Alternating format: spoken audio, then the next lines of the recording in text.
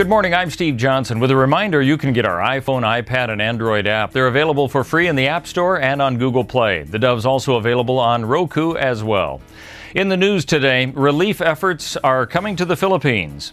It's apparently just as tough getting into the hardest hit areas in the Philippines in the wake of the killer typhoon as it is to get out. There are medical supplies, pallets of water, and food waiting to be delivered. But of the millions of victims of Haiyan, few have gotten any help yet. And thousands who mobbed the airport in Tacloban, only a few hundred, we're told, were able to actually board outboard planes. Veterans around the state have been shown appreciation by those taking time to commemorate them for their service to the country. In Central Point yesterday, generations of those who served the nation were given tribute, as well as the announcement that some new names will be added to the Fallen War Heroes Memorial. Congressman Greg Walden says he wants to make sure that health care for veterans is there for them when they need it. He also told the Dove News that concerning overall health care, he wants to see Obamacare taken off the table. We ought to suspend the program until they can get it right. Second, you should be able to keep the policy you have, as the president promised. I'm a co-sponsor of legislation to do just that, and in fact, later this week in Washington, I believe the House will vote to do that. Congressman Walden also has recently introduced legislation that would allow rural hospitals to take on more patients when needed, instead of transferring them to other hospitals. The Supreme Court isn't going to revive Oklahoma's strict ultrasound law for women seeking abortions. The justices say they'll let stand a state Supreme Court ruling that struck down the 2011 law passed by Oklahoma's legislature. The measure required women seeking abortions to have an ultrasound exam and then have the image placed in front of them while the provider described the fetus.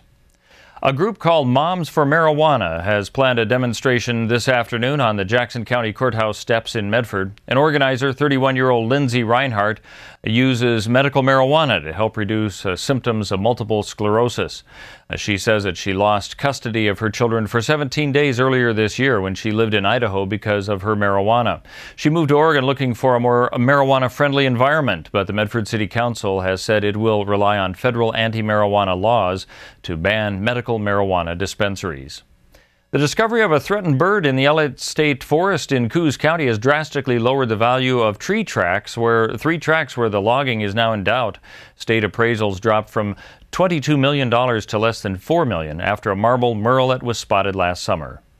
Well, let's take a look now at what we can expect on the weather scene, and we do have a chance for rain today in a lot of areas. For Medford and Grants Pass, about a 50% chance with a high of 58 today, then clearing out tomorrow for the next few days with a high of 60 degrees and partly sunny.